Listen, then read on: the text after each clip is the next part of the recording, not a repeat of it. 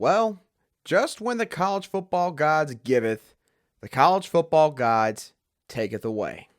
Our Locked On Gamecocks, your daily podcast on the South Carolina Gamecocks, part of the Locked On Podcast Network, your team every day.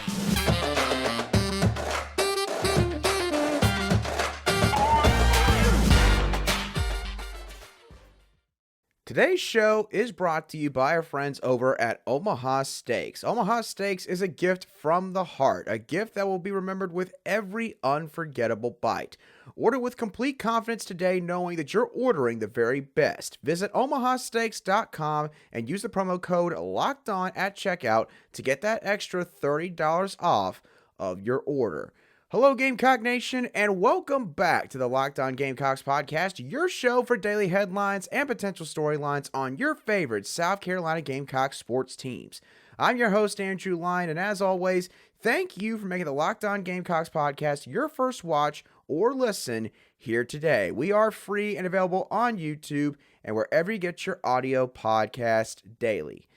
And I'm not going to lie, this isn't going to be a fun show today.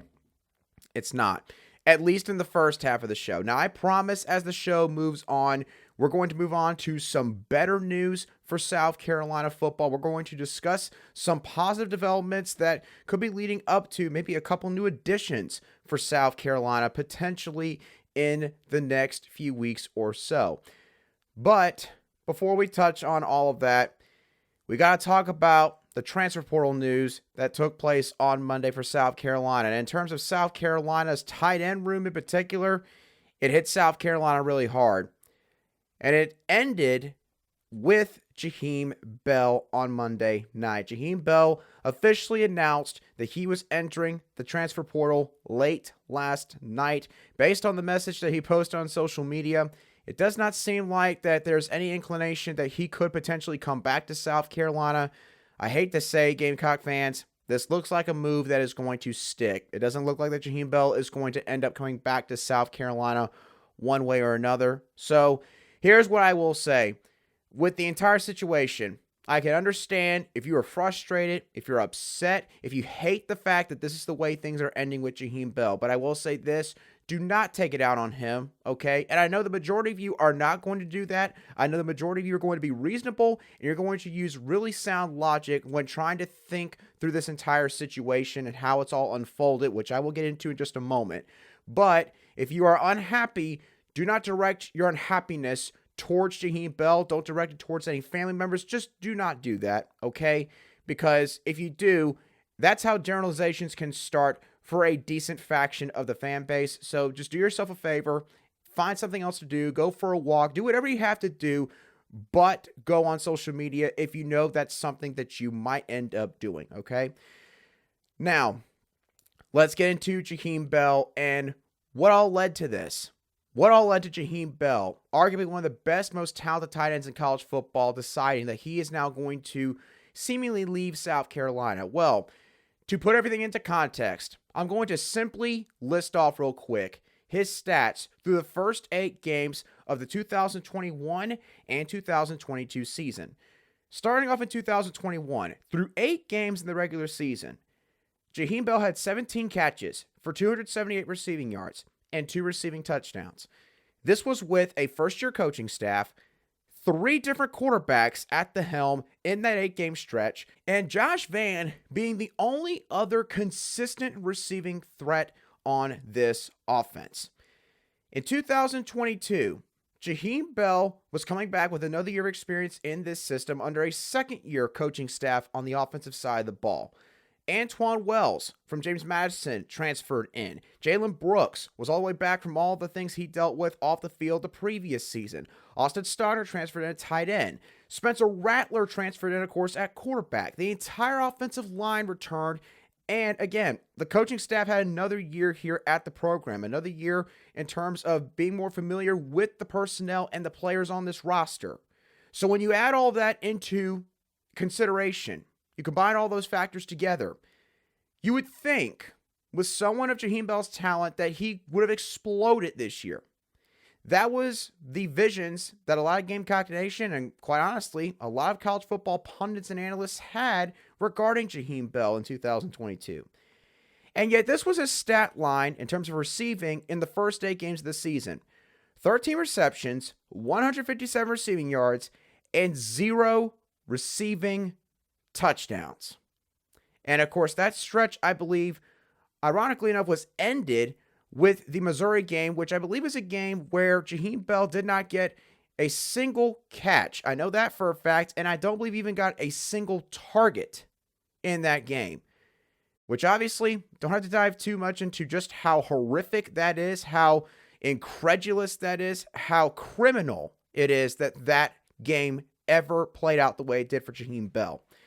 But needless to say, Jaheim Bell is entering the portal and more than likely leaving South Carolina because this is one of the most grotesque misutilizations of an elite offensive playmaker that I've seen in my lifetime watching South Carolina football. For context, I started watching South Carolina football games in 2006. And listen, I know that Jaheim Bell's not the only star player in college football that had this situation probably unfold for him this past year. I know there's plenty of other examples that you might be able to pluck and find. But considering all of the circumstances in terms of what all came back and what all was added to this team, this was an absolute disaster of epic proportions in terms of how Jaheim Bell was used in this offense in 2022. So quite honestly, he has every right to go into the portal and to go somewhere else. Can you really blame him? Objectively speaking, can you blame him? You cannot sit here and say, in my opinion, that the transfer portal is ruining college football or that NIL is ruining college football. Don't sit there and take the easy answer here and point to one of those two answers as the sole factor for why Jaheim Bell is leaving. The play calling, which subsequently hurt Jaheim Bell and how he was used in this offense in 2022, probably almost stands alone as the main reason why you're now seeing number 0 walking out that door. The seeds were planted for this to potentially happen a long while ago. Probably about halfway to 2/3 of the way through the season, especially after the Missouri game, where Jaheim Bell's mom at one point was going on social media, pretty much lambasting the fact that her son was not that involved in the offense, that he wasn't even being given any chance to touch the football. So, when looking at this entire situation, what adverse impacts could come of this?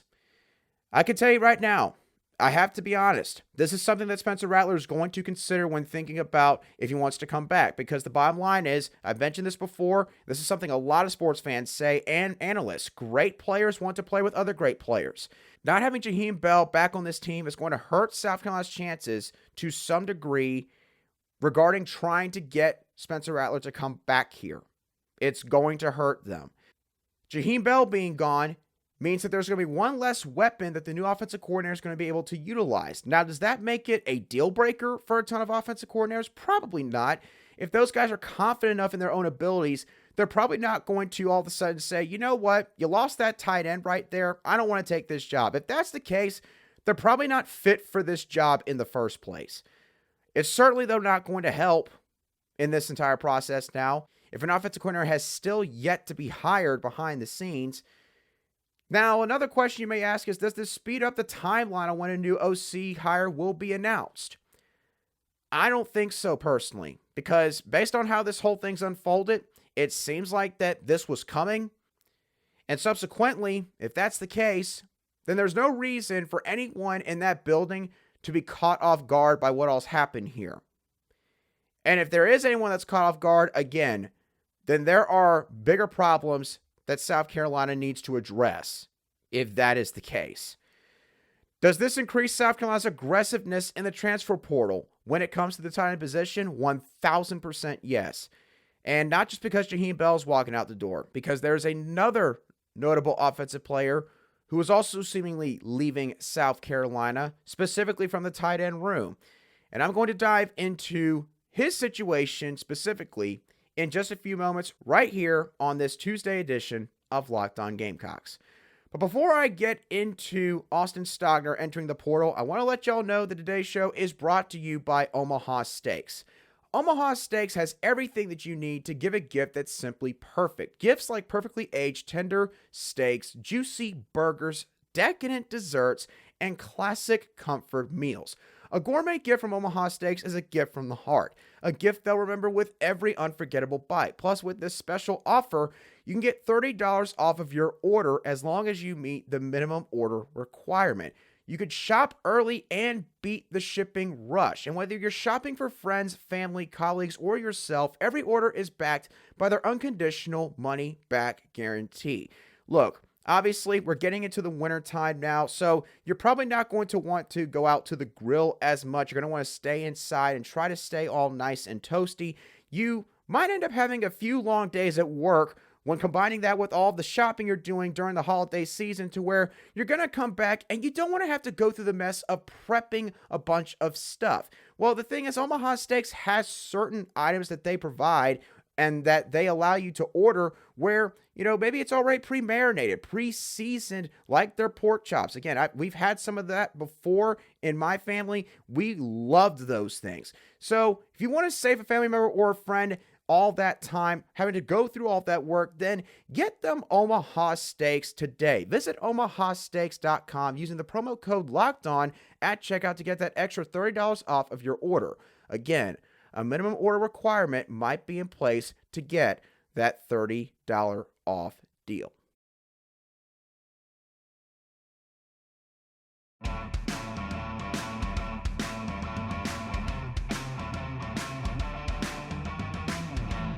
Welcome back to this Tuesday edition of the Locked On Gamecocks podcast, where we cover your South Carolina Gamecocks every single day. All right, so as I alluded to earlier, Jaheim Bell was not the only tight end that entered the transfer portal on Monday, as far earlier in the day, Austin Stogner announced that he was also going to enter the portal as a graduate transfer. Now, since he has entered the transfer portal, Austin Stogner, according to some people from Oklahoma's 24/7 Sports affiliate website, has been officially crystal balled to head back to Oklahoma, where he was for 3 years or so before he came to South Carolina. Now, crystal ball basically mean that they're predicting that he is going to come back. So, why did Austin Stogner go into the transfer portal? Well, I do believe that a part of the reason why he did go into the portal is probably similar to Jaheim Bell, the way that he was used in this offense, or the lack of his usage in the 2022 season at South Carolina. Look, Austin Stogner came here and, again, maybe wasn't completely sold on it, but probably had the idea that, look, being paired up with Jaheim Bell, who is kind of somewhat the antithesis in terms of play style compared to Austin Stogner, who's a big, long, rangy guy that can move well for his size, but is mainly going to be known for his catch radius, while Jaheim Bell's a guy that can pretty much stretch the field horizontally and vertically and be moved all over the place. That those two were going to complement one another to a great deal in the passing game. And they just never saw that. And I think that Austin Stogner probably, behind the scenes, was frustrated somewhat because of that. Austin Stogner, quite frankly, was used a lot more in terms of his blocking. Did a lot of kick-out blocks where he pretty much lined up as a wing tight end in South Carolina's formation and just ran straight across to the other side of the offensive line, where, again, he would kick out a defensive end or linebacker that was left unblocked by the other tight end or offensive tackle on that side of the formation. That was pretty much the main thing that Austin Stogner did throughout the majority of the year. And the other thing is, when looking at the latter portion of the 2022 season, Nate Atkins, who was a transfer from East Tennessee State that came in here for his final year of eligibility, he ate into a lot more of the playing time pie that is divvied out between all the different tight ends in that room, and Jaheim Bell and Stogner and Nate Atkins and Travion Keenan to a certain degree, maybe even sometimes Wyatt Campbell. But Nate Atkins started to get a lot more snaps in the latter portion of the season compared to even Austin Stogner, and essentially became South Carolina's number 2 tight end. And if Jaheim Bell was playing running back like he was at the end of the season, he pretty much was South Carolina's de facto number 1, quite honestly. And again, Nate Atkins, he's a really solid player. I think that at this point, he has more than proven his value and worth as a tight end. Obviously, fantastic blocker, a guy that is willing to do just about anything that is asked of him on the offensive side of the ball. And as he showed in the Clemson game, he's got some pretty nice hands too. So when you combine all of those factors, it seems like that Austin Stogner, wanted to not only get a chance to play more to end his college career, but at the same time, it seems like that he may want to go back home. His home is originally Plano, Texas, which I don't know how far away that is from Norman, Oklahoma, where the University of Oklahoma is located. But again, obviously, going to be way closer to his family and friends back in the Midwest. And while nothing is official yet as of this show recording, as of this moment, it seems like everything is trending towards Austin Stogner going back to Oklahoma. So best of luck to Austin Stogner. Thank you for being a Gamecock. Same to Jaheim Bell, also mentioning him earlier, of course, in the show. Now, in terms of how this could affect Spencer Rattler, of course, I mentioned earlier how Jaheim Bell, his move, that could move the needle in Spencer Rattler's decision-making process of whether or not he's going to come back to South Carolina. Regarding Austin Stogner, I don't think that Stogner leaving South Carolina is going to mean quite as much to Spencer Rattler. And I get it. These two guys are tied together because of what all happened in terms of how their transfer commitments unfolded this past offseason. But to be honest, y'all, looking back, I don't think these guys were necessarily a package deal where it was like, look, wherever that guy is going, I'm going with him. I don't think that that was necessarily the case. I think it just happened to work out quite well that South Carolina was in contact with Austin Stogner from just about the beginning of when he entered the transfer portal, and Stogner was able to help open up a line of communication between Spencer Rattler and head coach Shane Beamer here at South Carolina. And it all just ended up sort of, again, working out at the end of the day. I don't think that Stogner leaving is going to affect Rattler in terms of whether or not he comes back here, though. I just don't see that happening. So, South Carolina, of course, is looking like they're going to lose now their top 3 tight ends, basically. Stogner and Bell to the portal, and Nate Atkins is going to be all out of eligibility after the Gator Bowl against the Notre Dame Fighting Irish.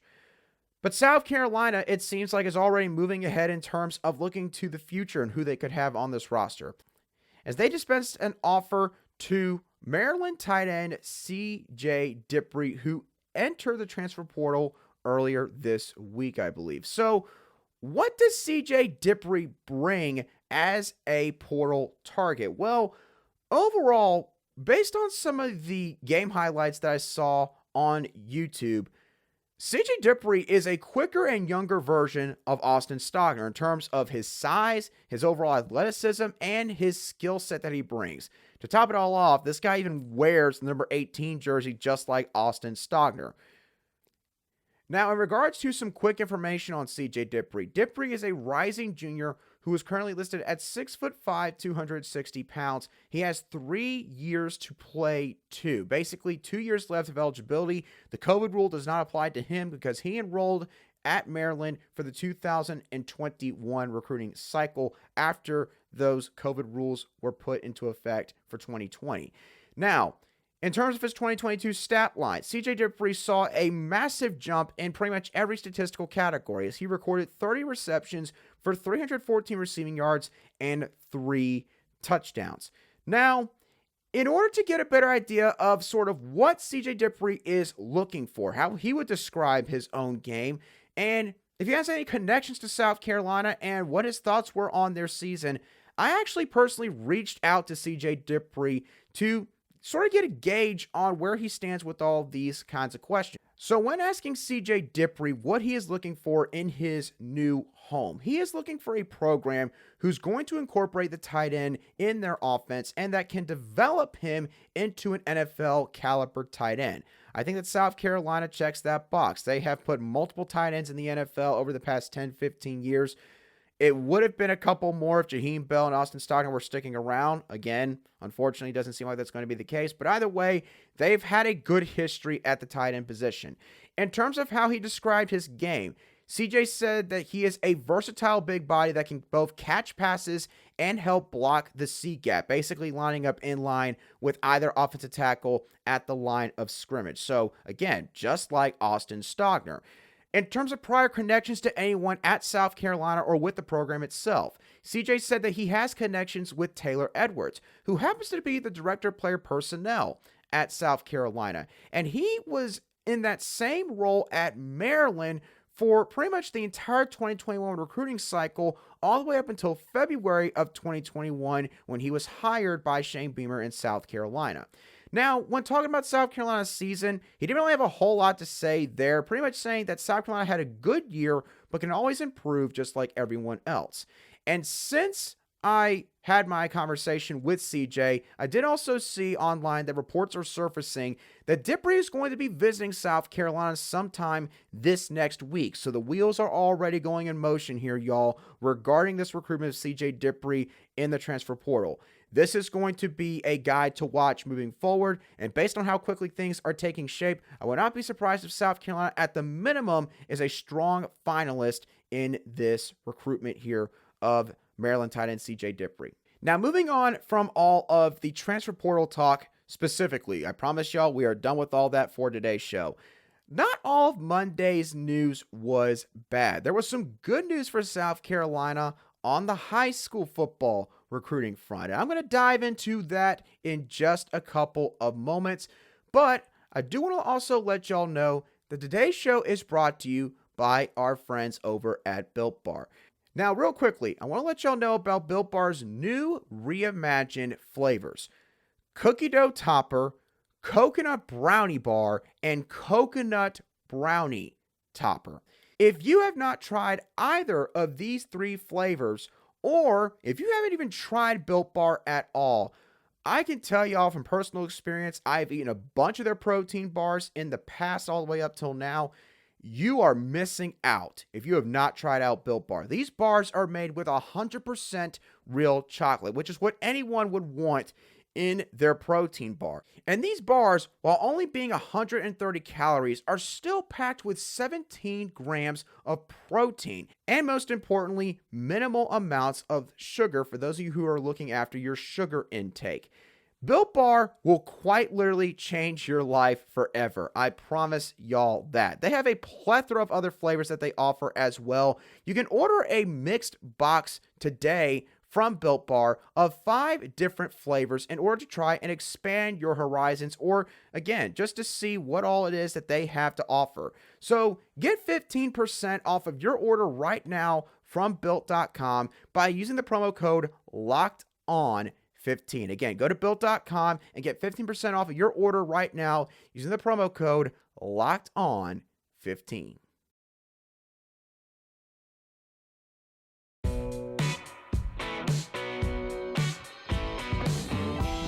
Welcome back to today's edition of the Locked On Gamecocks podcast, where we cover your team every single day in just 30 minutes. Okay, so let's get on into the welcome home that was posted by Shane Beamer on Monday afternoon. Now, Shane Beamer used the hashtag 24EverToThee, which in Shane Beamer's tweets basically is signifying that this was a 2024 recruit that he just got a commitment from. Now, there, as of this moment, has not been any sort of announcement made on social media or been any reports made about who this commitment is, and it could end up being a while before South Carolina fans find out who the newest member of the Gamecock family is going to be.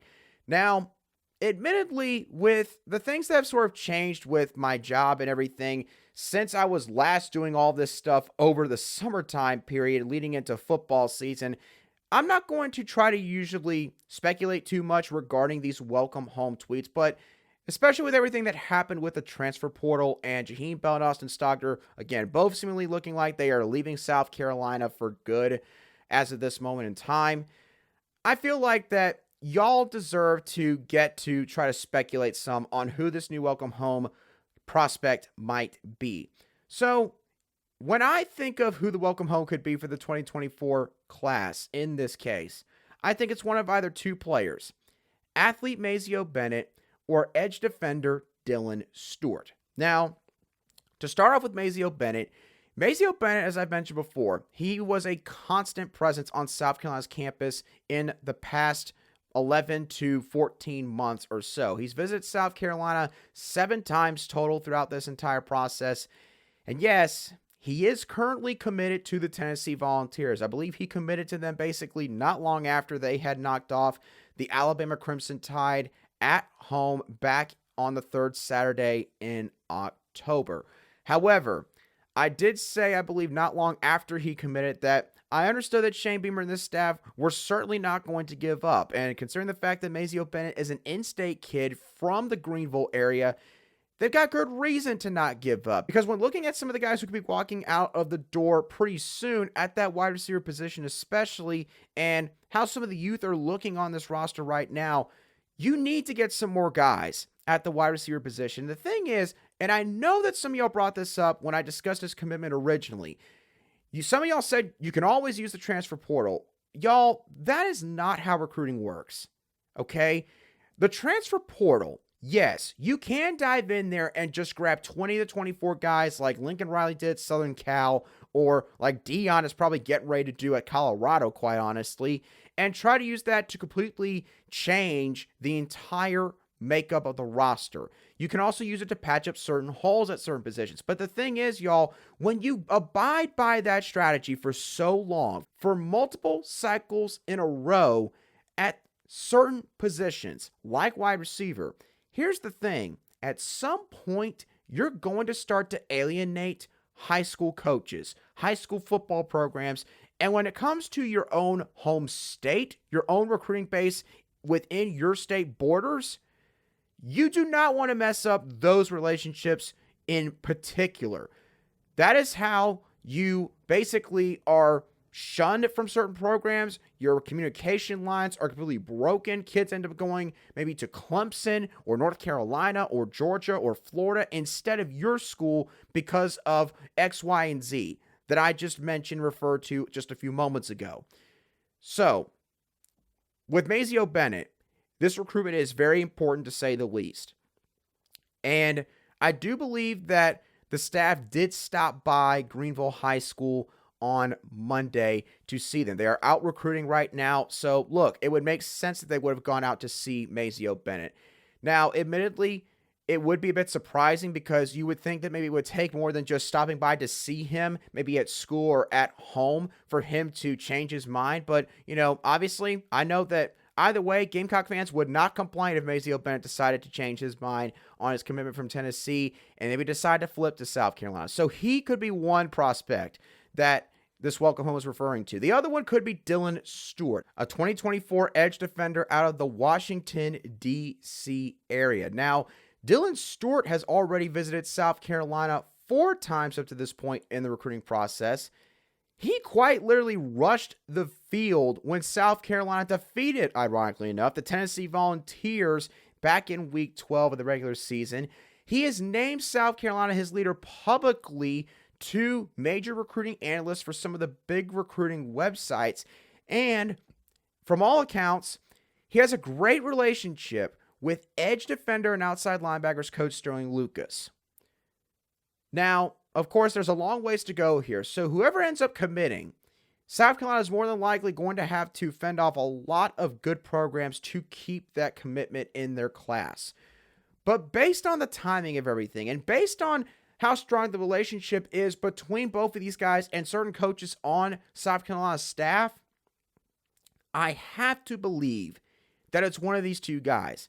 And again, it could wind up being a good while before either of them announces. Maybe it won't be too terribly long, but haven't seen really anything yet on, what a timeline could look like. So We will, of course, find out as time passes, but needless to say, again, South Carolina did not have a completely terrible day on Monday, but I obviously can understand if some of y'all have a real sour taste in your mouth with everything that you saw.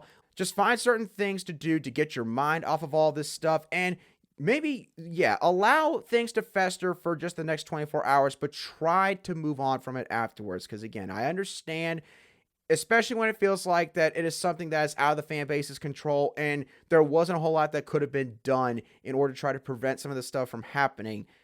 When you're in a situation like that, then this kind of stuff happening just stinks. But this is the new reality of college football. If you do not appease the players, if you do not utilize them correctly, if there's promises that are broken, the list goes on and on and on. If you do not meet all of their needs, or at least a very specific need, they're gone. Just like that. More now than ever, coaches have got to be looking after the players' best interests. And if you're not doing that enough, guess what? Your players are going to be leaving every year, and you will fall behind. Now, obviously, South Carolina has a chance to correct and right the ship with this offensive coordinator hire, and you're going to need to do that if you're Shane Beamer, because you do not want this kind of situation to play out again, because if it does, South Carolina's fan base next time, the response might be way more volatile when looking at all this. So, what are y'all's thoughts on Jaheim Bell and Austin Stogner going into the transfer portal? What are your thoughts on CJ Dippre and him potentially becoming a South Carolina Gamecock, being a big-time target for them in this portal window? And who do you think the welcome home is from Monday afternoon? Let me know your thoughts down below in the comments section if you're watching today's show on YouTube, or you can also shoot me a message at @aline_SC, and I'll be sure to respond to you as quickly as I see your message. And once again, don't forget to make the Locked On Sports Today podcast your second listen today now that you have listened or watched to the Locked On Gamecocks podcast. I thank y'all once again for tuning into today's show. I hope that y'all have a great rest of your Tuesday, and I will catch y'all on the next show of the Locked On Gamecocks podcast.